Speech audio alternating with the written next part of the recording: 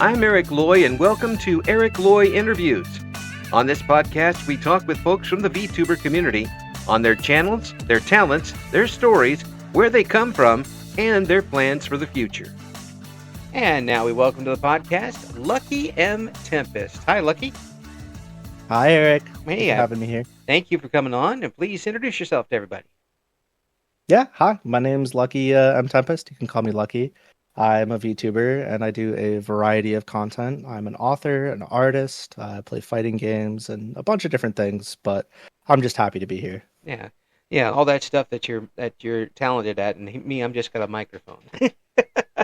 Don't we all? You get the show, and I'll sit in the corner and weep. So, author and artist. That's quite a combination.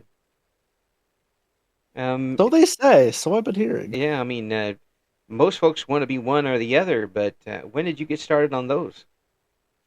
That's a good question. So, I started writing informally at a very, very young age, and I always had, I guess, like an aptitude for it, according to my English professor mother. Mm-hmm. But it wasn't until 2020, late 2019, where I was like, you know what? Let's actually write, be for real about this, and publish some stuff. Mm-hmm. So that's when I started. And then after I got into streaming, I started up a little segment called Late Night Lucky, where I, play some lo-fi music and thunderstorm sounds. And I was like, hey, this is a good excuse to write my books on stream. So I started writing my lore book on stream as well. Oh, but cool. that's essentially how that all kind of went down. Yeah. So what type of writing do you do other than your lore writing? It's mostly a hodgepodge of stuff. I probably gravitate mostly towards fantasy, magic spells, monsters, paranormal type stuff. But I've written a little bit of horror, some poems, a little bit of this and that. It's always fiction though. Wow. And how? I'm sure you hear this from a lot of people. I got a lot of stories bouncing around my head, but I can't put it on paper yet. And I've had them for years now, completely written, all in my head, short stories. But I just don't. I can't translate them down to my fingers to type them out. How do you overcome that, or was that ever a problem for you? So I think one of my shortcomings is I always have an abundance of things I want to create and do. So I've never really, and as far as translating those things to, paper or a form of medium, I've never really had that because I'm like, okay, this is what I want. This is how I want to do it. But that doesn't mean I don't know skills to get around those issues. And maybe that's why I've never had that problem. Because I was taught from a very early age of if you want to do something and you truly feel the want to do something, here's like a step-by-step on how you can do it. Yeah. But as far as the writing thing goes, that's super, super common. Even for authors who are like bestsellers, they get writer's block or they just don't feel a passion for a story. Yeah. And really the easiest workaround for that is you take a single page of paper, and you say, here's the idea I have, whatever the idea is, you put that at the top. Let's say, for example, the idea is traveling succubus who was raised as an alchemist, right? So you put that at the top. Okay. And then on that one page, what you essentially want to accomplish is how does the story start? What happens in the middle of what is the general flow of the story?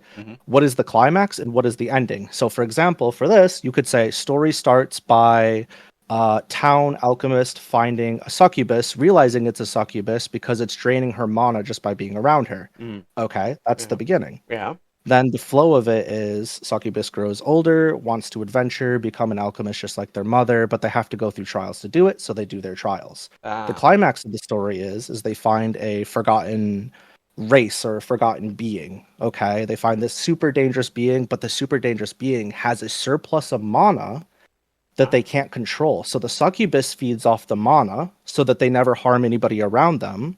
And then the other being that has too much mana doesn't have to worry about hurting anybody because the succubus is taking that mana away from them. So they balance each other out as an equilibrium. And then that ending is them coming to terms with the personality differences and realizing, hey, maybe we're two sides of the same coin, essentially. So, you just wrote a whole book. Yeah, right, exactly. I did. That's the point. Yeah. So now you have that on the first page in a few paragraphs, and then if you want, you can expand upon that and be like, okay, well, in the first act, I want to do this. In the second act, it's going to be this. Oh, maybe this character has a relationship with this other character, but they're going to betray them. And this is how they're going to betray them. And this is Mm. why. Oh, Or, you could just write if you have that ability. But some people don't. So having a loose skeleton like this can really get you through the hard times. man, that's really wild. To hear somebody who is obviously very creative go through that process like that is amazing. It it really is like kicks me in the rear. It's like, why just step down? Dang it, do it. You're Yeah, getting you totally should, even if it's for fun, yeah, yeah. You're getting old. Do it.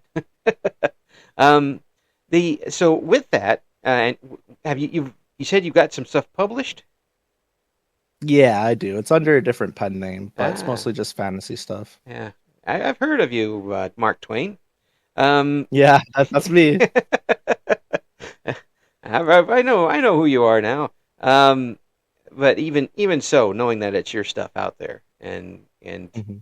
is it would be pretty amazing. That's one thing I haven't been able to do is get over that hump and show other people what I and that's another thing too. You can write for yourself all you want, but showing it to somebody else is a different story. Um, Yeah. did And you ever have so that problem? yeah, I mean, I've been saying it for a long time that I feel my soul feels a call to create, and it's not just a create thing, it's to be perceived Mm, and to also like the creations to be perceived and enjoyed. hmm And I feel like for any creative type, whether that's, your podcast here or somebody who's an artist with a basketball per se, hmm or, a VTuber creating content, it's one thing to do it because you love it, because you do it for the love of the game, which I do. I Right? simply just love to create. But there is a gratification you get when a community of individuals come together and they say, hey, I like this funny little goob tuber. Maybe I like the stuff they do too. And that's really, really special. Yeah. And there's not really anything else out there like it. That's true. That's true. And the positive feedback is Mhm. something, but when you're too scared to climb the mountain to start with, you just kind of get frustrated a lot. Like why am I Yeah. doing that? Now I, with the artistry, Mhm. were you doing that alongside with writing, or is that something come up later? I was one of the people that went my whole life going, man, I really wish I could draw, but I also understood that it took a lot of time and effort, and I never made time for that. Hmm And I am an active art enjoyer, if you will. If you've seen my social media pages, a lot of my shares are just like me rapid fire sharing art from artists because I just really enjoy it. Um, but for years I was like, I want to do it, I want to be able to do it, I wish I could do it, all these things. And at the end of the day, I knew that if I really wanted to, I probably could. I just needed to sit down and do it. Mm, So about 4 months ago, I decided that I was going to really start my art journey and lock the heck in. mhm, But I have some health issues that make it mechanically hard to do some of the motions, so I had right. to go through training for that. hmm And I've had a lot of help. I've had a lot of help from the art community and a mentor and all these things. And I've been very fortunate to have a really massive growth spurt in the last month or so. Oh, that's good. So I haven't been drawing very long, Yeah, but it's been nice. yeah. A growth spurt as far as height. Yes, the height of my drawings Yeah, is going higher and yeah. higher. Now your drawings are 7 foot tall. Like 7 foot tall, Yes, slightly, but still only 6 inches wide. It's a very very niche market, um, yeah. and only a few buildings can take it. But finding that out and finally getting down to do it for you, somebody who obviously has a creative mind. Mhm. Was it tough for you to accept your early efforts because you maybe you didn't quite get what you were thinking on the paper or the computer or whatever you were using? Oh, if I'm being completely honest, even now where I'm able to transcribe my imagination to the paper, to the digital page, Mhm. I still look at it and I'm like, man, you know what I mean? um, I think it's not uncommon for a creative or an artist to be hard on themselves, Oh yeah, and doubly so if they have any kind of, mental illnesses or whatever. yeah. I don't think that's uncommon. I don't think I'm special there. But Yeah, no, it's been incredibly difficult to accept compliments for the art when I have them, and I still have like a sense of imposter syndrome that I'm Mm, hoping will go away yes. over the course of time. Yeah. It I would imagine. I'm trying to put myself in your shoes because I am not in. I have negative art skill. Mm. In fact, if I try to write something, it actually erases on the paper. It's that bad. Um, Damn, that's crazy. it's That's like a really, superpower. yeah, yeah, it's something. Curse, something along those lines.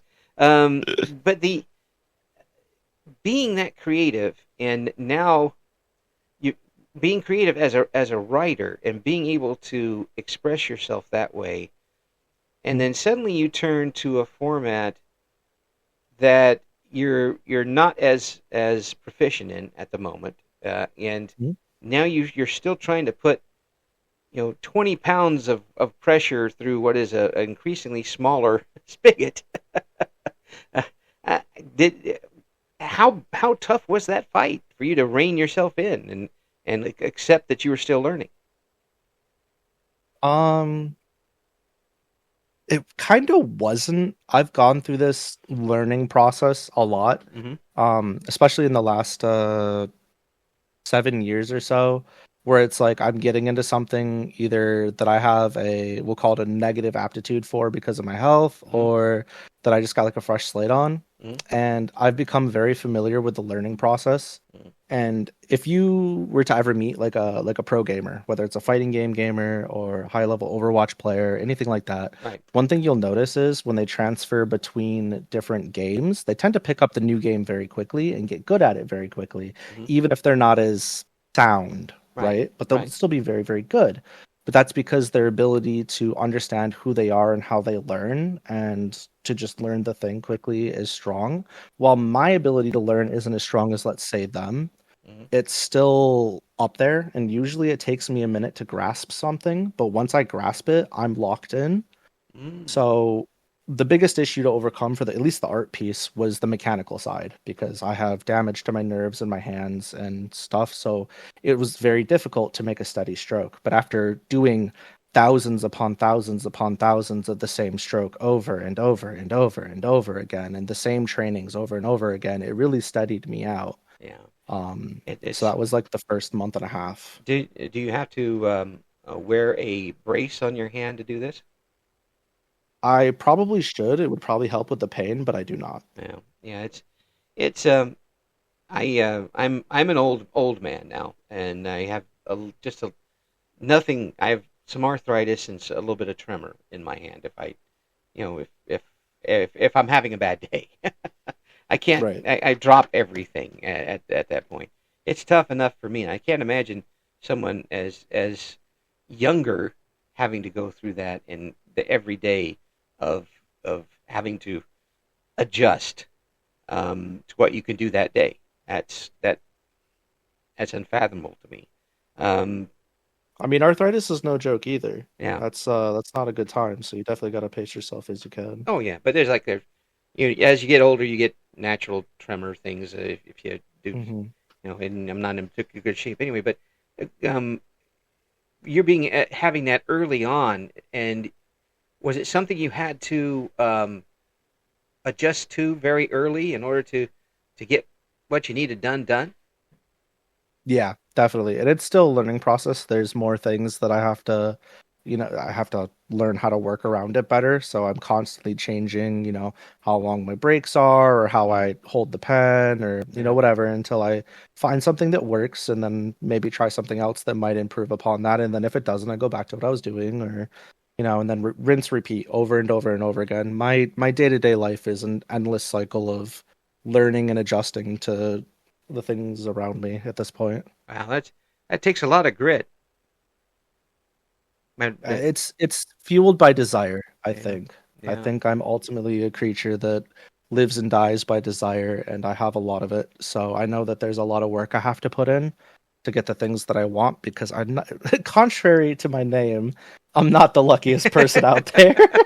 no. So I definitely am trying to make up with that, up for that by sheer force of determination, Yeah, and that's kind of what I got going for me. sounds like there's some spite in there too. Oh, absolutely. Yeah. Don't ever discount the ability of spite for a little short-term boost. Yeah, sometimes you could draw on those negative emotions and make them something positive if you really need to. Yeah, absolutely. It's like the like dark magic. Nope. Just tap into it every once in a while, but don't play too much with it. Absolutely. It's sometimes I tell people that's pretty much all that's holding me together right now is scar tissue, um, cholesterol, and spite at this point. That's funny. My grandpa used to say something similar. He used to say, the only thing that keeps me going in my mornings is spite and super glue and your grandma's coffee.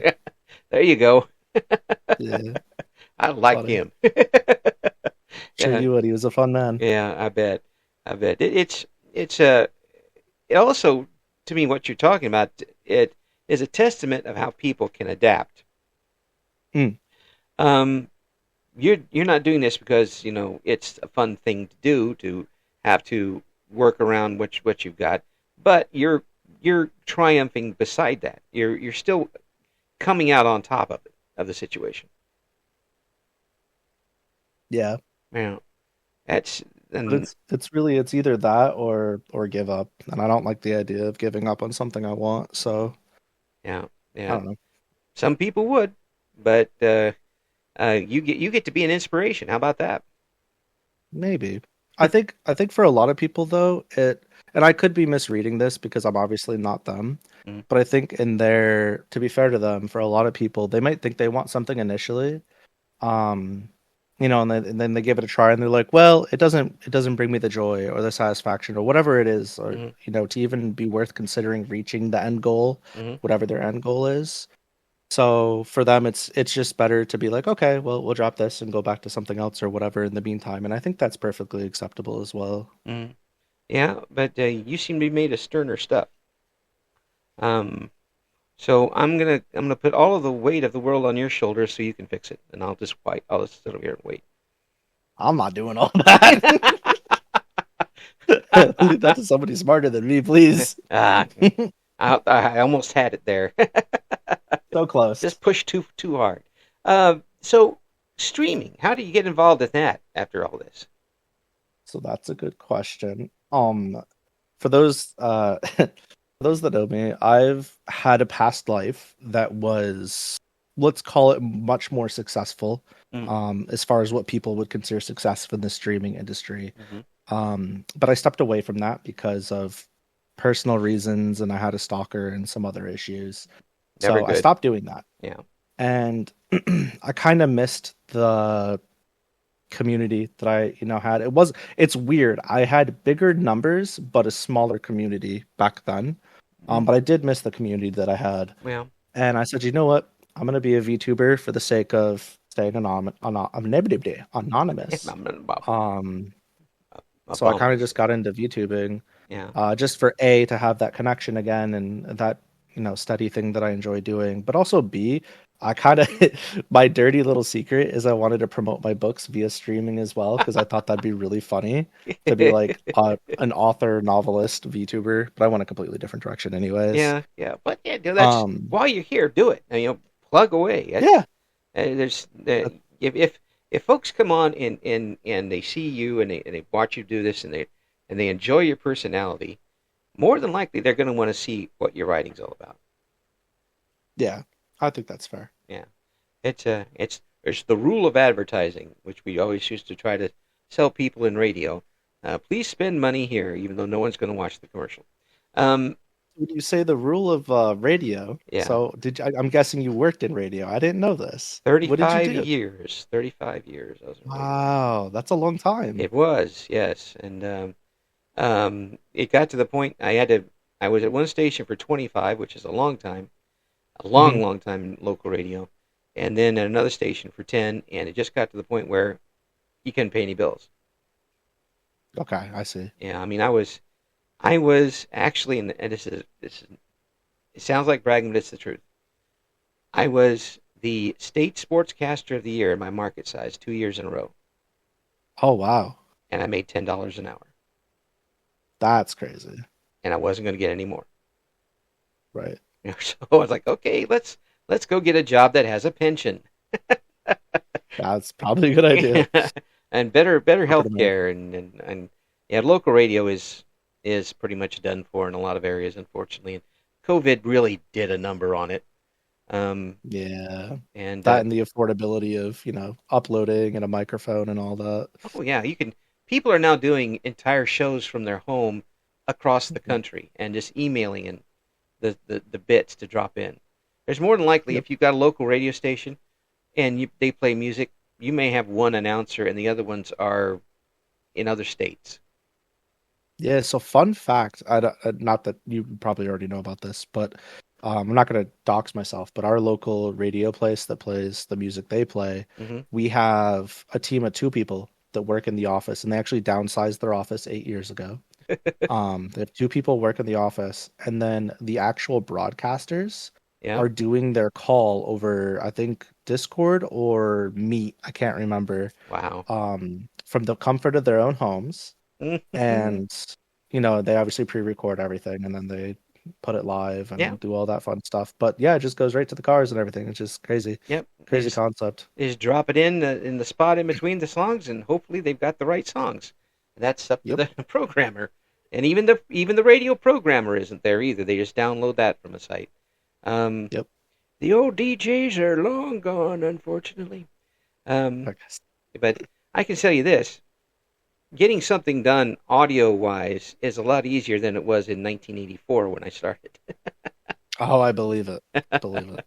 When back then, if you wanted to send a commercial to 10 radio stations, you had to find 10 10 small reels of tape, dub it on, losing a lot of audio in the process, and then mail it Oh, in the U.S. mail. And which is risky in itself. yeah, hopefully they didn't get near a magnet because if it did, Oh, it was send another one. Now you just just attach it to your email and they can play it directly from there. Um, it's quite different these days, but unfortunately, it also comes at the loss of the jobs, which right. yeah. But I wasn't getting paid anyway, so what's the difference? Head off and do something else, Mr. Loy. Okay, I'm off. Okay. But Yeah. that's why I'm here because I still enjoy talking with folks, and and the entire concept of getting an audience and interacting with them. I mean, you've you've had a couple of lives in it now. How Mhm. does that appeal to you? Man, that's a hmm. I mean, for one, it's nice to just have people to talk to in a space where everybody can enjoy each other's company and feel safe together. But also, too, I, I'm not perfect. I have somewhat of an ego. It's nice to have people around that enjoy my presence. Yeah, That makes me happy. You know yeah. what I mean? Oh yeah. Like, because I spent so much of my life essentially being like a black sheep or whatever in my family, Hmm. and my friends and my friends' families all love me, Yeah. and really the only person who enjoyed my company in my family were my cousins and my mom and my aunt. But most of them live super super far away, so I'd only see them, maybe once or twice a year. Yeah. Yeah. um, so being able to make that connection with people, whether it's online or when I worked in sales or whatever, is super important to me because it's something I yearned for. I didn't really have it. Yeah. So it's validating. Yeah, exactly. That's the word I like to use is validating, and it does put a wind beneath your wings. Hmm. That you kind of and also helps fuel the spite. Fair, yeah. I can tell you I've run on spite for years at times, but the knowing that there are people out there now around the world who really will alter their schedule to come and talk to you or just see you do something. Hmm. Um, for someone who hasn't had any experience in that, and they get that thrill of hearing somebody across the world talking to them, it's amazing. You kind of coming back to the game and realizing that they were still out there. How did that make you feel? Uh, it made me feel good, but there is a different feeling that I think is stronger this time around than it was last time around. And I don't want to call it duty, but that's kind of what it is. Uh, there's a sense Responsibility. of like I need to I need to do more than just boot up my camera and be there. Like I need to actually be entertaining or provide something every single stream. I need to be, if I'm not on my A game because I'm sick or because I'm under the weather, I need to find something else to make it worthwhile, which is part of the reason the late night lucky thing is so good Yeah. because it lets people relax and, kind of take a peek behind the curtain. Yeah. But for me, it's very much like how do I continuously become a better uh, a streamer for my community and for new people coming in, and how do I repay people? That's what it is. It's like a sense of like gratitude and repayment. How do I repay Obligation, people for the obligation and time they've given responsibility, me? that type of thing. Yeah. Exactly, Yeah. yeah. Yeah. And I mean, the money is one thing, right? Because like the sub money, donations, everything, that's huge. Yeah. But people are giving me so much of their time. It's a lot. It is a lot of time. And there needs to be something there for them in return, Yeah. other than just the promise of me being there. You know Yeah. what I mean? Yeah. Yeah. I mean, it's nice that is there, but Yeah, you start feeling like you're stealing their time and their money and whatever gifts they want to mhm, do, if they want to do that sort of thing, if the stream's into that. right. um you want to you want to feel worthy of their attention. Exactly. Yeah. And that's not easy to convince yourself of sometimes. No, it's not. But one of the skills we have to develop as call it content creators, even though I don't like that phrase, Mm, is the ability to take everything at face value. mm, Whether somebody is like, "Oh, thank you so much, blah blah blah, for the stream," or "I love this piece of content," even though you might feel a certain way about a stream you did or about a video you put out, you're like, "Man, at 2 minutes and 35 seconds to 4 minutes and 22 seconds, what the heck was I doing?" Even though you might feel that way, or at least even though I might feel that way, I still have to learn to be better about just accepting that like the people that were there enjoyed it. They yeah. said they did, so they and, did. and you got to look at the forest from the trees too. I mean, you Right. you you planted every tree, but the folks like the forest. That's I mean, although you will get some people who will look at every single tree down to the roots and analyze everything. They're just irritating, and you have to deal with that too. But that's a You different mean thing. to tell me you used corporate produced soil? How dare you? Type thing. Yeah. Yes, yes, Yeah. that soil came directly from Monsanto, for crying out loud. Um, and countries that I don't even know exist. That are bad countries. That's what I used. Uh, but there are people who are, but there are just people out there who just want to, you know, let's say throw dirt in your Cheerios. I mean, that's what they enjoy. They're sad and they need something else in their life. But how do you handle that sort of thing when it comes up? It's funny because like the people that are obviously blatantly just being malicious or rude or whatever, Hmm. I I kind of get a kick out of them because every time they like or dislike or leave a comment or they say something on any of my things, all it's doing is helping me, and that like them not knowing that is very very funny. So there's that. And then the second thing is like you just wasted X time of your day to write this message, and that's just very funny to me. So what I used to do is, and I still do it, but I haven't done it with as many lately because a lot of them have been types of comments I don't want to give a platform to. Right. But the other ones, I'll rate them and I'll be like, 6.5 out of 10 actually unique insult type thing, and that'll Yeah. be my comment to those people. Yeah. I love doing that. Yeah. I think that's super super fun and refreshing. I usually do them in batches, but there is one type of like criticism in quotes I don't like, and it's when you're doing a guide video or you're trying to help somebody understand something, Yeah. and then somebody else comes in and they're like, actually, this loses to this. And I'm like, yes, I know. But this person's trying to learn. Will you please sit in the corner and shut the up, please? You know what I mean? Like, you're not Actually, helping. Go somewhere. You're not being useful here. don't forget that Um, 1 in 10,000 times this is going to happen, and you should be prepared for yeah. It's like, that's great. We know, honey, but shut. We're trying to learn something else. And that actually gets under my skin because I'm like, you're throwing a wrench and everything. Be it. quiet. Backseat guiding. That's a new one. Yeah. I've heard of backseat gaming and occasionally backseat artistry. Mm, Have you had that true. happen?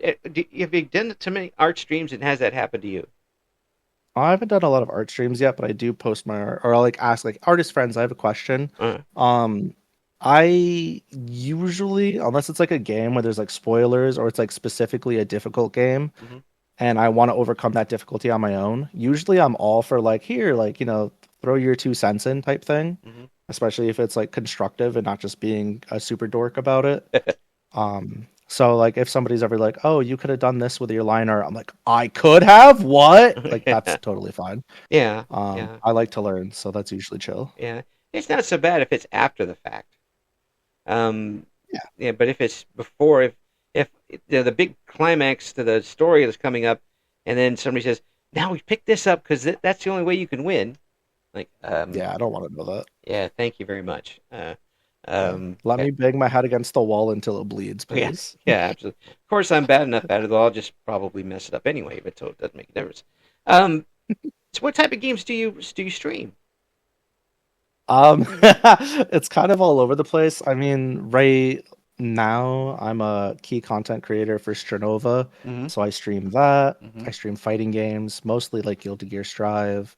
I do roguelites, and I do like a variety of like JRPGs and shooters and whatnot. hmm And then depending on who I'm collabing with, I'll do stuff with them. I also Yeah, do like the Digimon TCG, but it really just depends on what's going on. I don't personally like playing what I call streamer slop, which is like your Among Us's, your yeah, Peaks, yeah, your repos, those things. I don't really enjoy those yeah, because while it gives you a place to kind of yap with people, usually they're just using it to like I feel like yell and just yeah, yeah, be a little yeah. rambunctious and I don't fit that energy super well, so I get super tired super quick.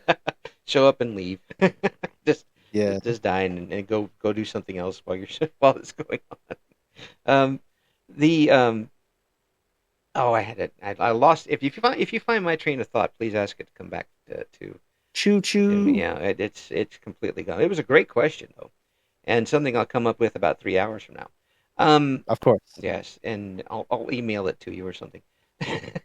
Dub it in later. um, Ba-da-ba-ba. the For you and collaborations, is it Mhm. are you looking for a certain type of streamer to collaborate with, or do you accept all comers, or do you initiate them? Yeah, so collabs are tough because I have what I'd like to call an acquired taste personality. Mhm. Um, and I'm pretty picky about who I stream with. Like even with you, like before I commented on your initial post, Yeah. I saw your post, I went to your YouTube channel and I listened to probably 3.5 hours of footage. And Wow. then after that I commented and subscribed and then I watched some more later. So I already had a kind of idea of how you handle things and do things. Oh, cool. And I Thank you. figured we wouldn't be able to have like a vibe sesh first, so I didn't, really go that far. Yeah. But generally speaking, with other content creators, generally, there's exceptions. hmm I'll watch their streams, I'll interact with them on social media, I'll watch their VODs. If they have actual videos or TikToks they put up, I'll check those out. I'm not perfect at like scrubbing in its entirety. There's things I miss because I am very busy. Yeah. So a lot of the times I'm watching their VODs and stuff, it's like background noise. hmm I'm doing my art, I'm doing, college, whatever it is, Right. and then I'm listening to them that way. And then I'll be like, hey, if they reached out to me, I'll be like, okay, yeah, sure, let's do a vibe sesh, Yeah. and we do that off stream. Yeah. Or if I reach out to them, I'm like, hey, you want to do something sometime? I know you like XYZ. Let's do this.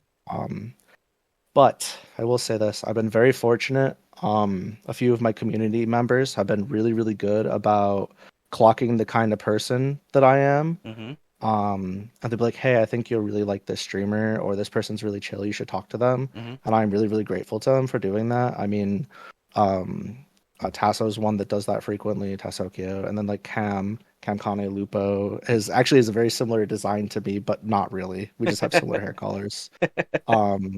She also streams, and Yeah. she's done that a couple times, which is Yeah. very nice of them. That's good. Um, It's good to have that type of rapport with the chat because you really have built a relationship at that point. Then. yeah, absolutely. And it's like I said, it's been nice. It's been Yeah. nice to have that. Yeah. It's and for you, you kind of get the connections that you normally wouldn't be able to get, and it's all over the planet. So Yeah, yeah. your audience goes from who's ever in your house or next door when you really yell to 99% of the planet because everybody has a device they can stream it on. Yeah, And yeah. then that scares the heck out of people, but um, that's just potential.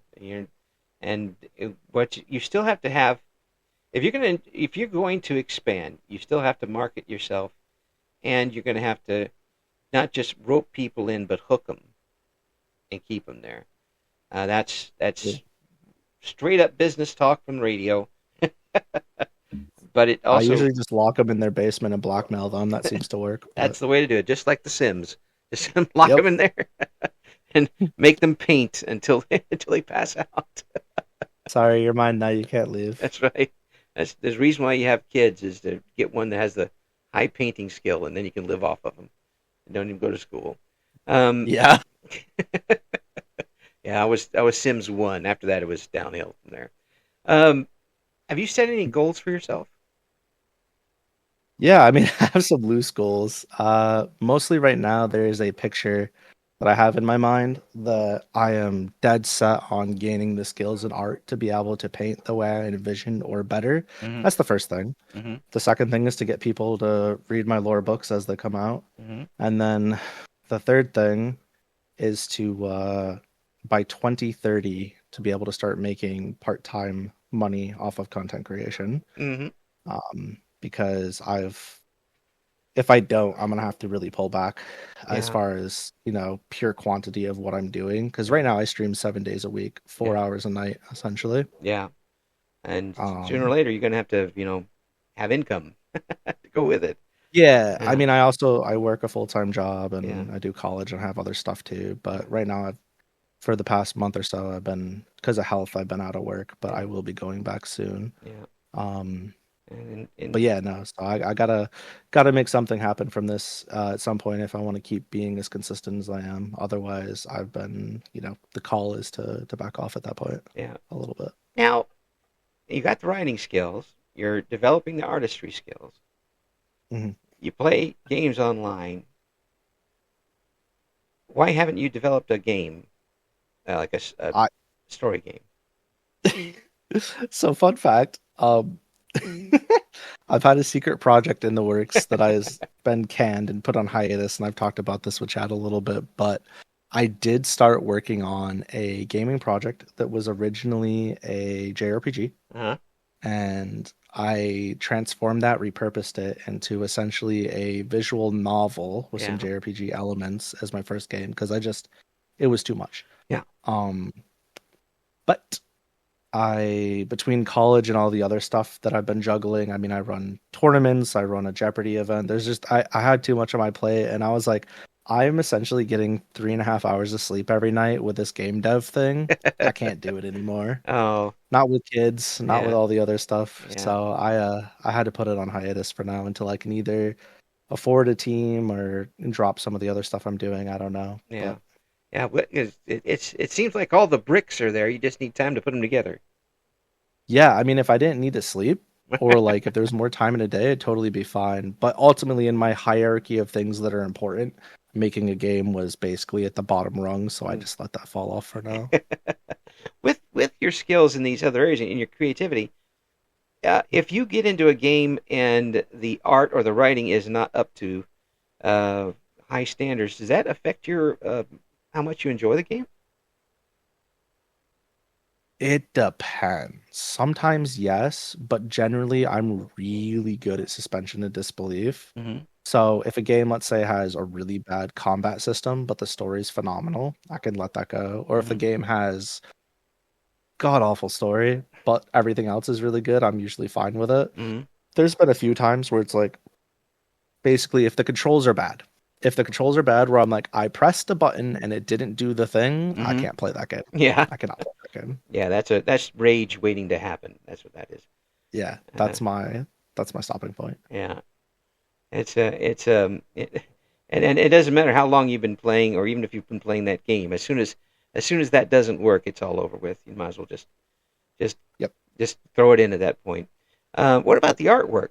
Are you do you have to have a certain specific type of art to really enjoy the game, or can you deal with the pixels? Yeah, I don't know. I mean, one of my favorite games of all time is a black and white stick figure game called West of Loathing. Oh It's yes, very short and very funny, and that it's a is great time. Asymmetric makes great games. yes, that was that. And you're talking about the real exception to the rule there.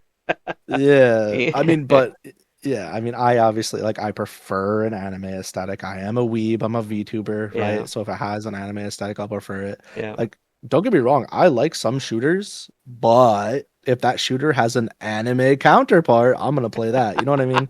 Um, so that and like pixel art are probably my favorite. Yeah, Just like that old school vibe. yeah. What is the next thing on your plate? I mean, your plate's obviously full, and you keep adding more stuff you're getting bigger plates. But what Yeah. is your next big goal that you're looking at? I mean, the one that's like closest to being achieved as of right now, the one that I could probably steamroll through the hardest is establishing a part-time job off of art Hmm. or like, passive income, not passive, but like an income off of that. Would it be Yeah. full-time?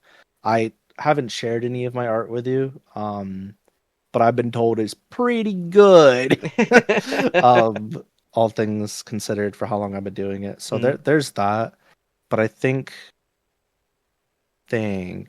at the end of the day, if I could get like one of my reading platforms for my books, specifically for Lucky Days, to like start garnering an audience, that would be hella tight. I'd be super down with that. Yeah. Well, I'm not putting anything past you because you sound not only are you refreshing and very talented, but you seem most to be pretty stubborn, and I I'm all for that. Thank you. That's very sweet of you. Thank you. I think it that again I talk about people being triumphs and being the triumph from their circumstances. You embody that with what you're able to do and what you're doing right now and continue to do. And I fully expect more coming up. When you get all that that together with the book and everything, and you get Mm, some of these things, make sure and let us know so we can do some some previews for you. Get that together, yeah, uh, I and appreciate that. Thank and you. we'll come on and promote it for you. And uh, please, folks, check out what Lucky's got going on because there's a lot going on. We're going to have the links in the description. Um, get ready for when the art breaks out, so you can buy the art too. Uh, it's all coming, and it's all that talent is in one particularly amazing person, and that is you. Thank you so much. Yeah, thanks for having me. It was nice talking to you. Thank you for listening to Eric Loy Interviews. Join us again next time when we talk to another member of the always interesting VTuber community.